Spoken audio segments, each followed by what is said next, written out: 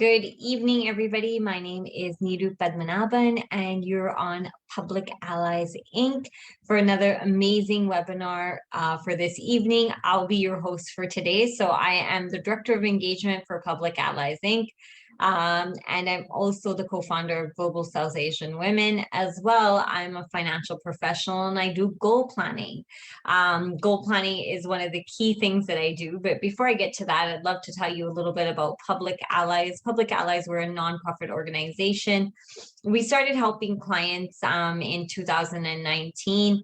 And then COVID hit and we weren't able to do our regular programming, helping the most vulnerable individuals in society, providing support programming. So we shifted online. And when we shifted online, we became an educational platform. So now we're a hybrid platform where we still do support programming, but we do a lot of stuff online due to COVID. And this has allowed us to reach a whole new audience. So now our reach is nearly up to 400,000 people worldwide. Our average video score anywhere from 1 to 37,000 views, thanks to you. And we get a lot of feedback and a lot of topic requests. And since it's December and we are nearing close to the New Year's, a lot of people are talking about goal setting, renewing the year, looking at what they want to get done for the next year. So we decided to do goal planning. And last year we did the same thing. We had a lot of great feedback on goal planning, vision boarding,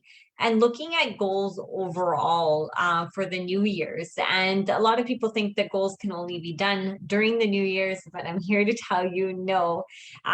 Whenever you have a burning desire to move forward and take a goal forward, that's the right time to set a goal. And we just called the New Year's a milestone. So I've prepared a short presentation for you. Feel free to reach out to me if you want to learn a little bit more about goal planning.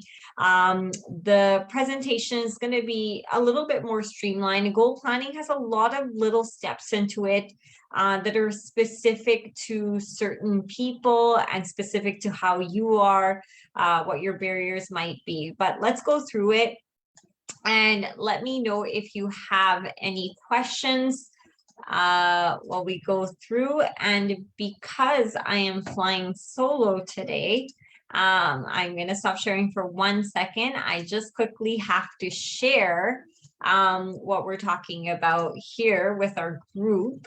So while we do that and we get to the group sharing part, I'd like to let people know that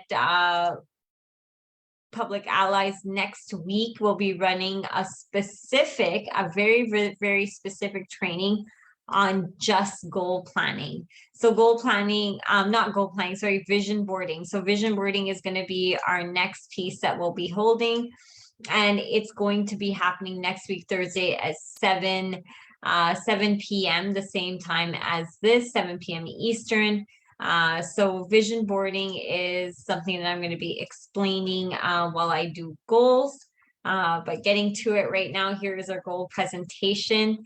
So goals always start with your why. And a lot of people don't understand why I would be saying, what's your why? Your why is the reason behind why you do everything that you do. And say, for example, you tend to enjoy something in life and you really take to it.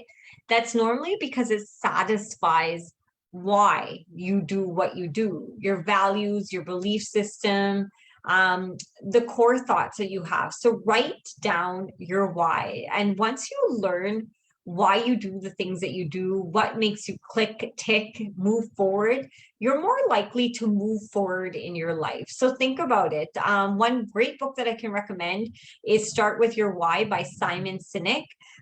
It's a great book to break down your why, and it's a great understanding of why you should understand this topic, why you should understand why you do the things that you do, because it'll really often show you if you set a goal and it doesn't meet with your core values, your core belief systems, and you really don't understand why you set the goal, you're more likely not to achieve it. So there's a lot of science behind goal setting.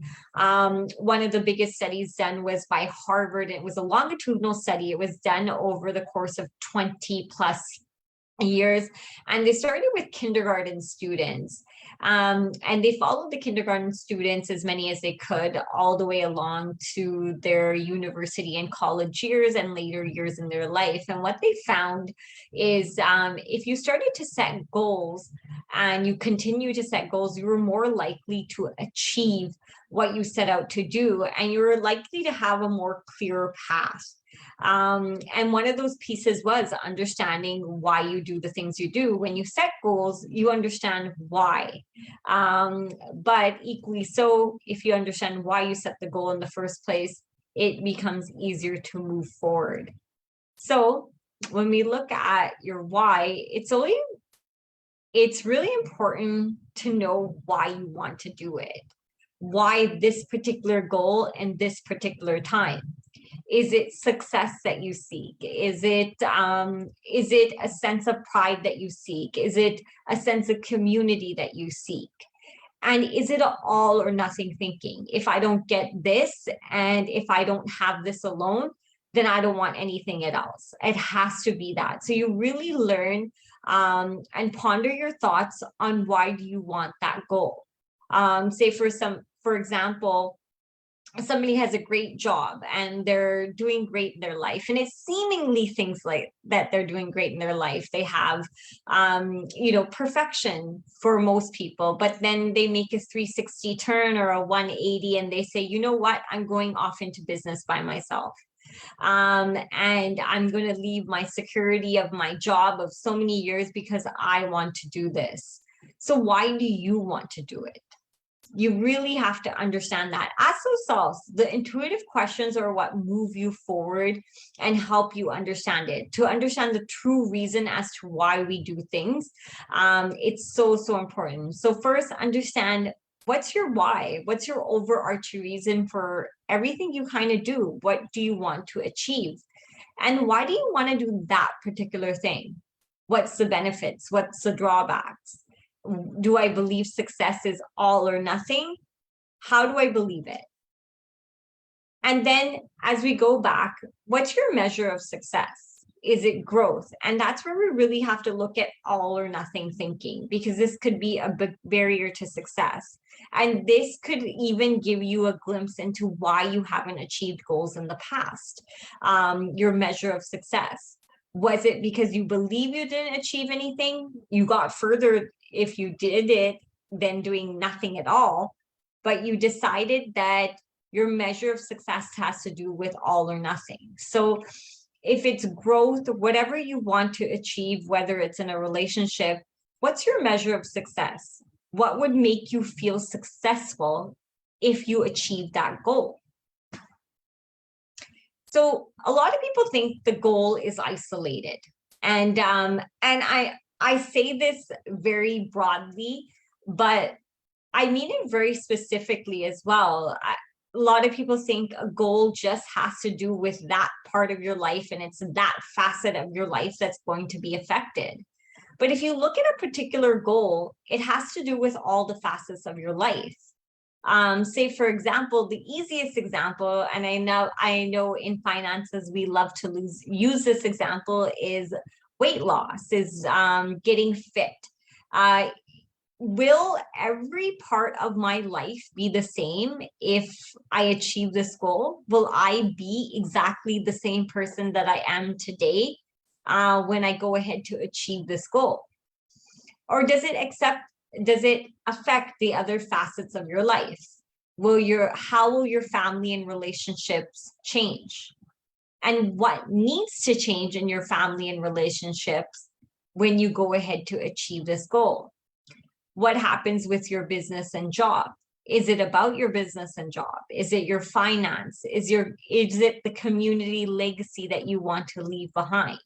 Is it the spiritual development? What has to change with your personal and spiritual development in order for you to achieve that goal?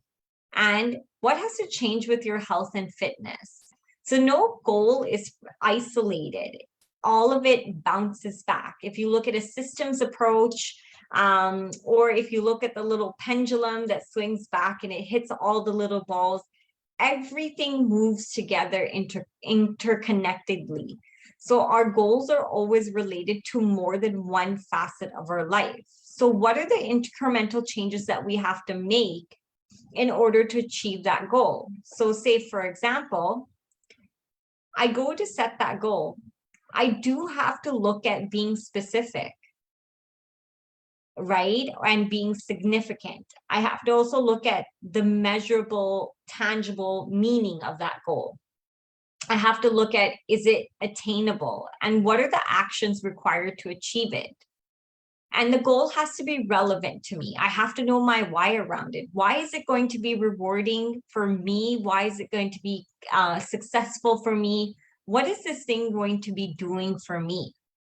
And I have to be able to track it. I have to be able to time limit it. Write this down. Write these things specifically down if you want to achieve a goal. And what are the other areas in your life that have to change, that need incremental changes? So if I go to get healthy, is it just about my health and fitness? Or will my family life have to change a little bit? Will the eating habits in the family have to change? Will I need more people helping me at home to stay on track and be healthy? Will I be recruiting relationships outside? Will I need a accountability buddy? Will I need somebody to go to the gym with? Will I need somebody to wake me up in the morning and help me go to the gym? How will my business and job affect, right? So if, for example, I want to go to the gym and I'm no longer able to be at the office extra time, I have to carve out time to go to the gym. And even if I work, even if I have a family, I have to find time for it because it's significant to me. It's important to me to be healthy. That's why I have to make time. So understand what the other things is. If I'm healthier, I'm able to make a better impact on my community. How will it suffer with my finances? Do I have to pay somebody? Or do I look at it in a way, if I'm healthier, I'm able to work more and I'm able to achieve more, thus my finances will go up. And my personal development, what will have to change in my personal development? Will I start reading books about fitness, listening to podcasts that are more motivational or grounded? Will my soundtrack change? So a lot of times we look at spirituality just in isolation with religion. Spirituality is not just religion, but it's your connection to the world around you. How connected do you feel? So oftentimes spirituality and personal development for me are synonymous. They are one of each other because your personal development really has to do with linking yourself to yourself and connecting yourself to you and connecting yourself to the world around you. So that's spirituality and personal development. So how are all these facets of my life going to be changing as I set goals and I move forward? My goal is never just isolated, as you can see. So, and what do I need from these other areas of my life, or what will I input into the other areas of my life to make sure that I can achieve my goal? So as we break it down again, more tangible example, fitness. Fitness, as we said, we're going to need family support. I'm going to have to exercise. Nutrition is going to have to change. Water, I'm going to have to change my water intake. My schedule have to have some kind of nutrition, water, exercise in it. Will I need an accountability partner? Will I need family support? All of these things are a part of fitness. So every facet of my life changes just slightly in order for me to achieve this goal. So a lot of times people, when they go to set a goal, they do it just in isolation, and that's what the failure starts, because they don't anticipate all the other changes that are going to happen and all the other pushbacks in their life. You have to make room for a goal to be achieved. So same, for example, we were using an example of somebody who makes a 360 or 180 and says they're going to open a new business. So what will that new business require of them? What if I set a goal out? I set a goal out to become a financial professional. after many, many years of being in the social services field, and everybody just looked at me as if I was crazy. They're like, you're not a business person, you don't have any business training. But I said, I'm going to do this. So what I invoked first was my family. I said, hey guys, I'm going to do this. I'm going to need a little bit of support. I'm going to be studying for a little bit. And I found some support there, and I also found some negativity there. Change is difficult. My spirituality and my mindset, my personal development really had to change, because I had to take on a persona of a business person versus employee. So entrepreneur mindset and employee mindset are very, very different. So what are the differences that I have to put some time into learning that? And then I had to put some time into networking, referrals, creating partnerships, and learning how to do that. And then learning how to put down a business structure and follow it. I had to put all of this stuff in my schedule. And then I had to set financial targets to what I wanted to reach. How would I measure my success?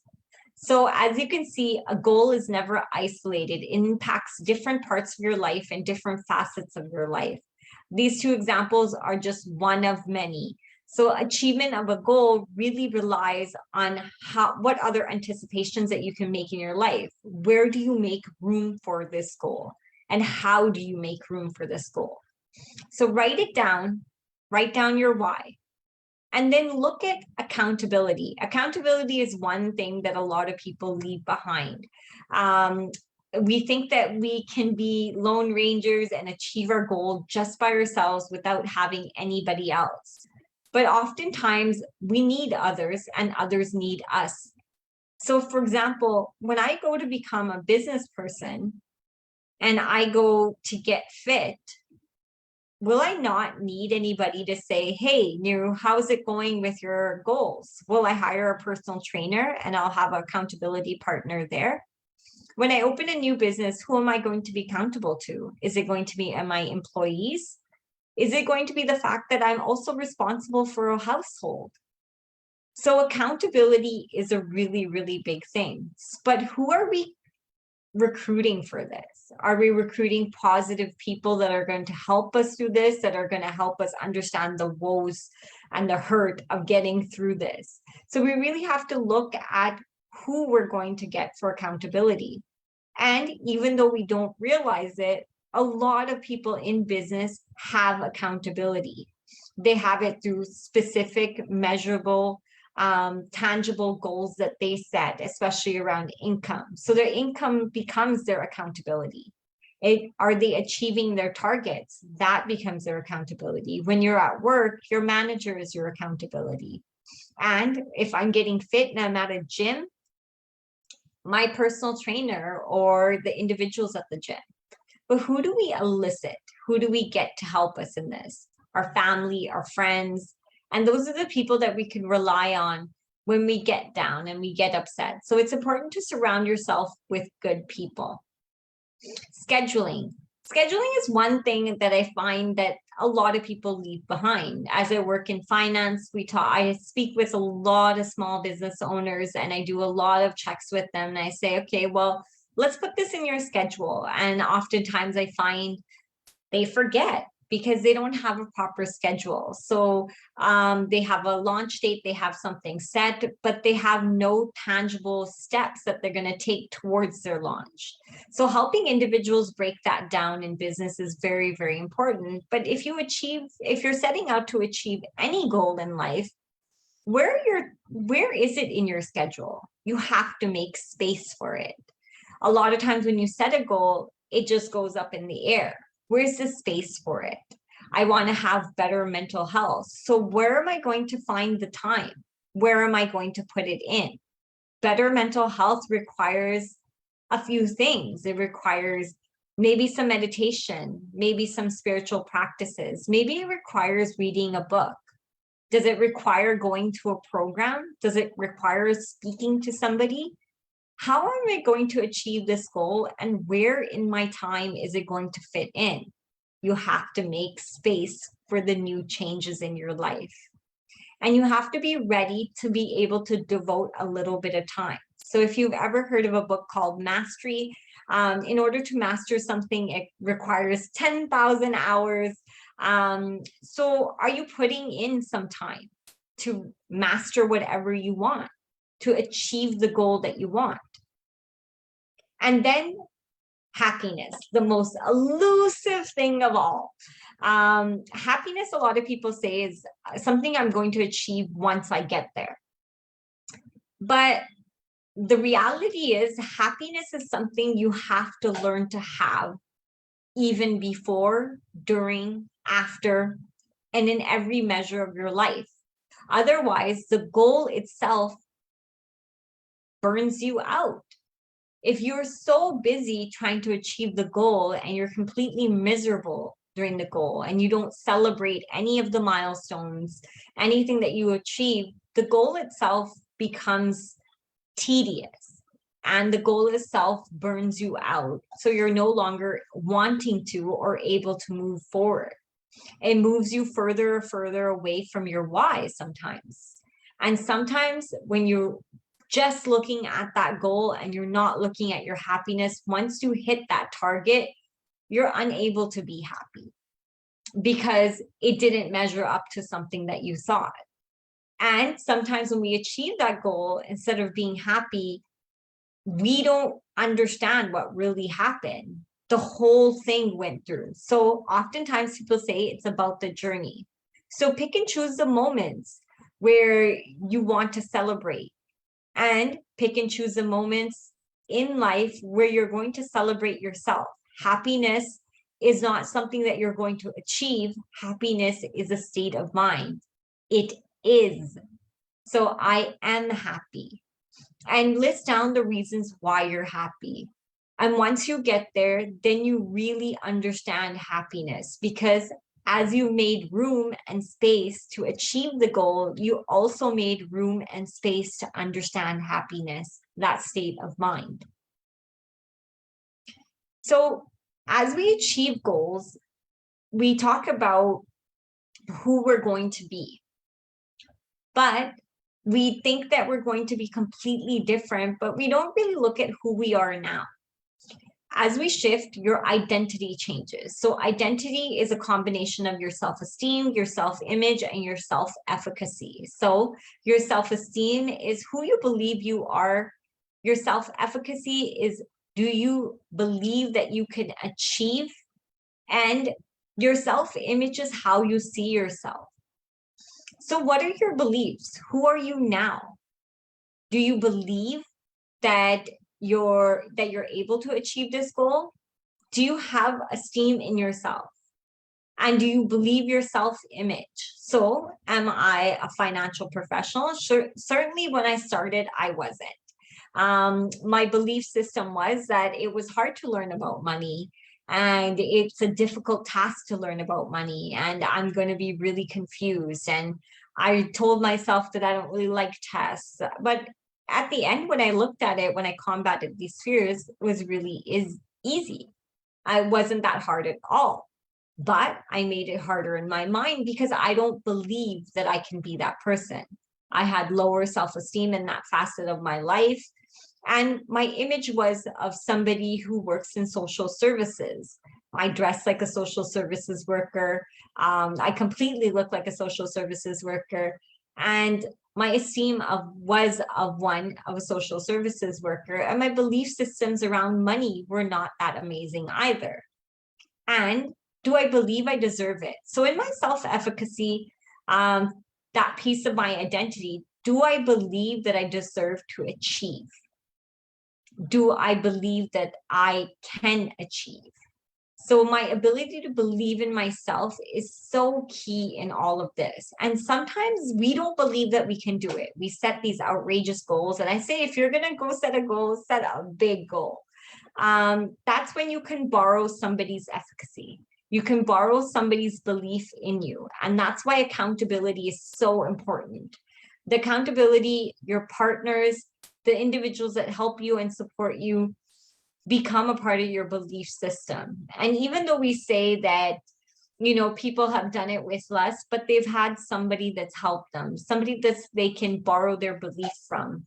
And if they can't borrow their belief from anybody around them, they can often borrow their belief from their mindset and their spirituality, something that tells them. And one thing is delayed gratification. So if you can understand that the goal is going to take some time, shifting is going to take some time, and a goal doesn't just happen in a single day, there's some delayed gratification. If you can have understanding that getting from point A to B might require some time, and getting from point A to Z requires a little bit of extra time, you understand that within your happiness, within you achieving those goals, that there's going to be a little bit of delayed time. But you can see those small milestones. You can see the changes within yourself. So within the first 6 months, there was no real big changes in me. But as I started to embrace and I started to learn, I started to go to my office and I started seeing other individuals. I got a few extra new clothes. I started to dress like a financial professional. I started to use the words of a financial professional as I passed different exams, as I studied, as I helped other people study, as I saw the belief system and the measure of belief within me. I started to believe that I could achieve. And I borrowed that belief for a long time. And then you really have to see, who do you want to be? How do you want to represent? How do you want to show up? And we go back to happiness now or later. So you really have to see what you want with happiness. I'm not the one to tell you that you have to choose happiness now, but you yourself will see how happiness helps you through your goal. How gratitude, affirmations, all those things put together help you go forward in your goal. If you're always sad and you're always miserable within your goal, it becomes harder to push forward. Happiness definitely helps you see all those other things around you and in your world that are working. So as you build yourself and you start your goal, your identity will change. And you can never out-earn what you believe you deserve. So if your goal is financial in nature, or if your goal is based on success, you have to believe that you're going to succeed. And as your identity grows, as you learn more, you become a different person. So I believe it's called a shift in paradigm. The 7 Habits of Highly Effective People, that book was all about that. So when a person becomes somebody different, or they have a life-changing or life-altering thing happen to them, their identity is no longer the same. I'm no longer that person that I was 3 years back that was just a social services worker who believed that she couldn't do any more. And you're probably facing those changes as you look back. What are those key moments for you? When did you go from being a student to a qualified worker? There's moments that happen, but you took your time in school, and as your belief system grew, you got your first job, you got your second job, or you got your first job and you spent many years in it or a few months in it, and then you started to believe that you could take on more. That is the growth of identity. Whether it be small incremental changes or whether it be a big change or shift in life, that's what happens to us slowly, and that's what we have to embrace. So what are the barriers to achieving? So this is a poster right off of what we posted on Public Allies, double showing the poster there. You can see it at Public Allies Inc., where we say faith can move mountains. So have a belief system in yourself, but understand that there are barriers to achieving goals. One of the biggest barriers that I see, and this is the biggest barrier that I saw in social services as well, is procrastination. So procrastination is when you don't achieve your goal, when you try not to move forward, you inch towards your goal, you hum and you haw, and you don't really get it done based on the timelines that you've set. And this is caused by many things. So procrastination is a symptom. It's not the cause, it's the symptom. So learn a little bit more about procrastination. There's lots of information, lots of books on it. I think the University of Carleton, there's a professor that spent over 27 years researching procrastination. And one of the biggest causes of procrastination is perfectionism. If I can't do it perfectly, I won't do it at all. Fear of failure. So if I fail, I don't want to do it at all because I'm just going to fail anyways, or I'm just scared to fail. So if I don't start it, then I don't have to fail it. And fear of success. A lot of people think that fear of failure is what they have, but fear of success is truthfully what they have. It's actually more prevalent than fear of failure, because a lot of times when you meet with people, they feel like they failed. They feel like they haven't achieved. Fear of success shows up very differently. It shows up in being scared of taking on extra work, or not understanding how something can fit in your schedule, or rejecting projects even before they come your way, and looking at opportunities in a very scared manner. That's actually fear of success, being unable to move forward. And then the other reason for procrastination is I don't know how to do it, or I don't know what to do, or I don't believe I deserve it. Your belief systems can be your biggest barrier up here. And they say 80 to 90% is the mindset, and 80 to 90% is the mindset. So working on your mind, constantly devoting some time to it is so, so important. So what are your barriers? Understand. And one way you can understand your barriers is previous ways that you behaved. A lot of times procrastination becomes a habit to protect yourself. So changing your habits incrementally and slowly is so, so important, and maintaining that consistency. So in a situation where you face change, how did you procrastinate? Did you procrastinate, or did you go for it? And the ones that you really went for it and you went ahead and did something really, really quickly, what were the measures? And if you procrastinated, what was the fear around it?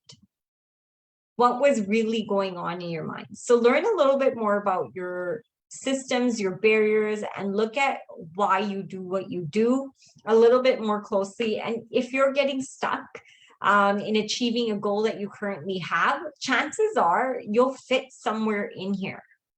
And because you're unable to move forward, you're unable to take that next step. Are you a perfectionist? And a lot of times perfectionists suffer from inability to be happy, because everything has to be perfect. They can't celebrate any wins. And oftentimes you don't remember the last time you were happy. Your fear of failure stops you from moving forward. If I fail, what will happen? How will people view me? Success is something elusive out there, and you just don't understand who you will be once you achieve that goal. And you don't know how to break it down. You don't understand the logistics. What do I do first? What do I do second? What do I do third? What do I do fourth? And sometimes we keep on taking shots and doing things differently, but we keep on failing. And I do not believe I deserve it has to do with our belief systems. Do we look at money as if it's something bad? Is it a generational belief system within our family? Or do you have qualms around achievement? These are all really, really good barriers to examine and look at. There are a few extra more barriers, but very specific to individuals. So you have to examine it, sit down with somebody if you're looking at achieving a goal. So as we talked about it, it's so, so important, because a lot of barriers have to do with our habits, and a lot of success has to do with our habits. So 40 to 50% of what we do are ingrained behaviors. Waking up in the morning, brushing our teeth, drinking our coffee or tea. These are all behaviors. Brushing, teas. These are things that we always didn't do, but they became habits, societal habits. So showering, all of those things. So we do them unconsciously. So we need to really think about how to consciously change that habit. So that's where you have to schedule it until it becomes unconscious. And sometimes even when it becomes unconscious, your work still has to have your scheduling within it. So if I want to make changes, I have to make space for them, and I have to include them in my routine, and I have to do them consistently in order for them to become a part of my habitual behavior. So for example, if we take fitness, which is one of the easiest examples to understand, I must put fitness in my schedule. I must make fitness one of my goals. I must set a target for weight loss or muscle gain. And then I have to go ahead and see what measures I need to take to achieve it. If I don't put it in my schedule, if I don't exercise, if I don't drink a certain amount of water, if I don't eat well, how well do you think I'm going to get fit? Or if I only do one out of the 4 or 5 things that I'm supposed to do in order to get fit, don't you think that path will be slower and more arduous? So habits. What are your major looks at habit? How do you look at your habits? And oftentimes habits are based on your emotions and your routines that you currently have in place. So shifting them takes time. For example, if you learn a new task, you have to take some time till it becomes regular behavior for you. For example, tying your shoe for the first time, driving a car for the first time.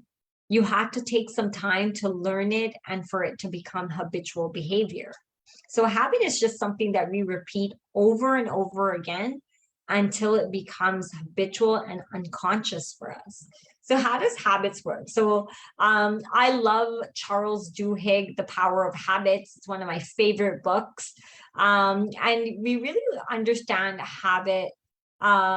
understand the habit or the problem that's causing. So for example, for Charles Duhigg, it was some weight gain because he kept on eating cookies.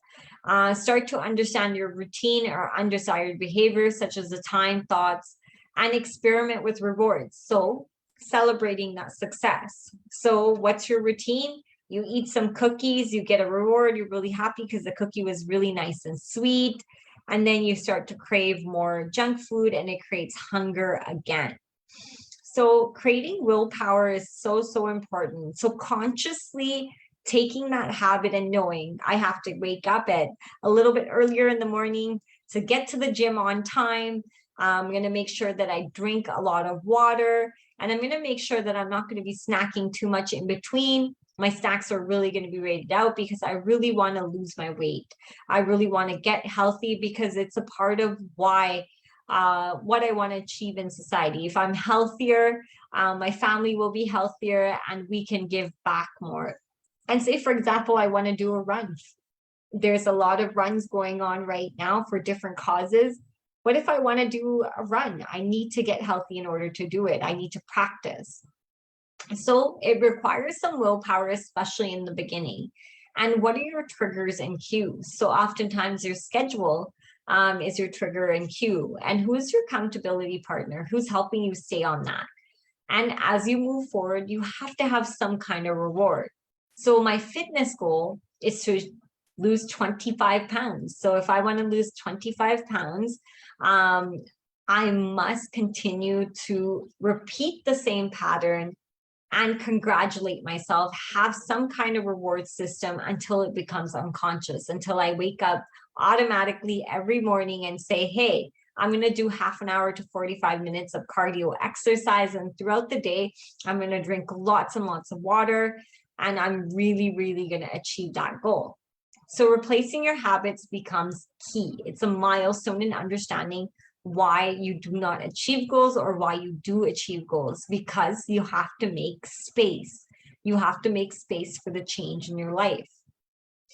So as we talk about it, we also elicit the law of attraction. So as we do all of the things that are required, we figure out our why, we understand our success, we look at our happiness, we understand the goal that we want to achieve and how it'll impact the different facets of our life and what we need from the other facets of our life to achieve this goal. We schedule it in, we understand our barriers, and we start to change our habits, our incremental habits to change that goal. and we schedule it all in, there's other pieces that help us achieve goals faster and better. This is $1 billion industry. The law of attraction. The law of attraction, there's lots of science behind it, and there's a lot of studies behind how the law of attraction works. And one of the biggest things is if you say positive things to yourself, you actually strengthen neural connections. So positive affirmation and gratitude statements actually change your neurological being. So if you want to elicit better feelings for yourself, you say better things to yourself. And that also helps you combat the negativity around the world. And it's also, there's lots of science about saying your goal out loud, hearing your own voice say your goal. The science really tells us if we do that, we're more likely to achieve our goal because we're saying it out loud, we want it. And then you surround yourself with other goal-oriented people. So when you surround yourself with people that are achieving and working towards something, they're more likely to understand you, they're more likely to get you. But if you're hanging around people that often are not achieving goals, they're not really good partners, and they're not very good individuals to assist you in moving forward. So you often want to look at who you're keeping around you and seeing that your goal is written out. The science around seeing the goal written out is huge. So when you're able to actually see your goal written out and you read it out every morning, or you read it out every night before you go to bed, twice a day, it actually shows you a lot, and it helps you visualize and really feel it. So do you see it, feel it, smell it, hear it? You have to encapsulate yourself with it. It has to be a part of your essence. And taking action. So I can write a goal down, I can do anything that I want, but I need to take action. And I'm reading a very, very good book by Kula Sutra that says action leads to success. So how does a goal set without any actions move you forward? I can wish for better fitness. I can hope to become a financial professional. I can hope to become a successful financial professional. I can hope to become a lawyer, anything I want. But how am I moving forward? What are the actions that I need to take? And do I have a desire to do it? Do I have the why to do it? And declaring your goal to yourself and others makes you more accountable, and it gives you a better army to help you achieve those goals. And reading. So a problem can never be solved from the same mind that it was created. This is by Albert Einstein. So you always need to add new information, new variables to change the outcome. Otherwise, you will be in the same repeated pattern over and over again.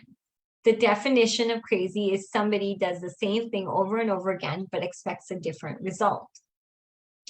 The reality is if we read better things and we do better things, it starts to change the neural connections in our brain because we are by essence more positive. By essence, we have more tools with us to cope, and we're able to be better when we fall down. So these are the laws of attraction. And as I told you, vision boarding. So visually seeing your goal is so, so important. And next Thursday at 7 p.m., we're going to be doing live on just vision boarding. So physical pictures to relate, creating excitement to engage your senses, more time spent in success of your goal, utilizing the power of your mind. So join us next week for vision boarding dedicated. So it's such a powerful tool. And if you don't believe me, you can read Psycho-Cybernetics, or you can even YouTube it. I think the book's on YouTube, by Maxwell Maltz. And he talks about the power of vision and visualizing and seeing tangibly what a goal, how the mind can be affected by actually seeing what you wrote down what you put down in a vision board. And if you go back many years later, you can actually find out that you're achieving those goals. So another book that I'd love to point out to everybody is Think and Grow Rich by Napoleon Hill. It was written in 1937, and it's sold, I think, the most amount of copies. It's done in 37 different languages, I believe, and year after year, different, it's revised. And I think Landed for Success, one of our partner agencies and agencies of our friend with Board and Soul and JJ Content, they actually are partnering with individuals to bring the new version of Think and Grow Rich. Landed for Success is a different site, so definitely follow up with them to see. But this particular book by Napoleon Hill took the world by storm in 1937 during the Great Depression. And many people say that it actually helped us come out of the Great Depression. So it's one of my number one key books when I'm setting a goal. I read it every single year, and sometimes I even read it twice a year. And in my book club, I dissect this book, and each time I'm telling you, I learn something different. So your thoughts become things. One of the things is law of attraction. So whether you believe me or not, we have the ability to manifest. And this is by Albert Einstein. This is by quantum physicists all the way out there, all over the world. Our thoughts do become things. We have the ability to make thoughts into matter. And we have the ability to bend situations our way. Burning desire. Do you have the desire to achieve what you want? And if you don't have a burning desire, oftentimes the goal can fizzle out.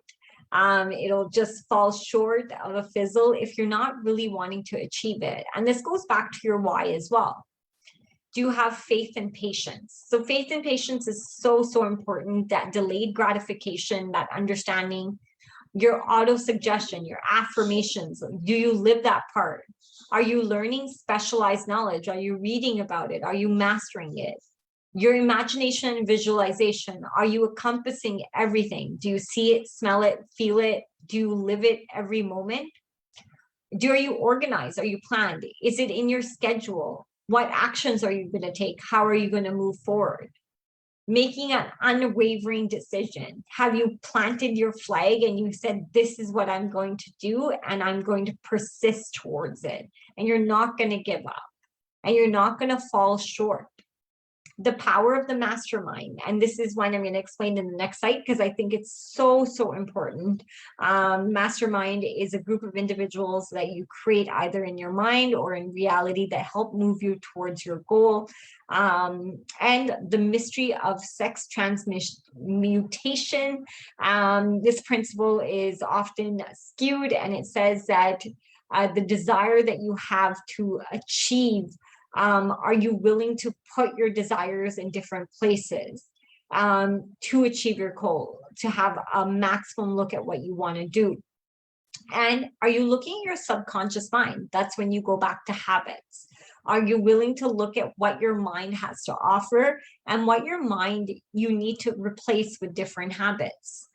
Are you willing to change your mindset, your brain, and the way that you do everything? And are you willing to elicit your sixth sense? Are you willing to change and use the power of attraction for you instead of against you? So I highly recommend this book for goal setting. Take a look at it while you set those goals. And principle 10 is the power of the mastermind. So create a network of amazing people that help you dream, think, hope. This association can be fake, and it can be in your mind. Who do you run to? Who would you like in that mastermind group? Who would help you answer your questions? People that you look up to. Say, for example, I wrote out a mastermind for somebody who's a financial professional. So in a financial professional, in a financial field, who are the people that are going to move me forward? It's going to be mentors within my field that have already achieved that I wanted, people that I really look up to that have done really well. But people that are going to move me forward are going to be accountants, because we will refer back to each other. Mortgage agents will refer back to each other. Real estate agents, referral partners, legal professionals. These are people that will refer back to each other, and they're great people to have a mastermind with if I have a financial goal, or if I'm a financial professional and I want to move forward in my field. The mastermind can be thought about in many ways, in tangible and intangible ways. These are a group of people that will help you move forward, whether they're in your mind or whether they're in a group of online individuals that you see, or now that things are opening up with COVID, people that you physically meet up with, and you ask them questions to move forward in your field.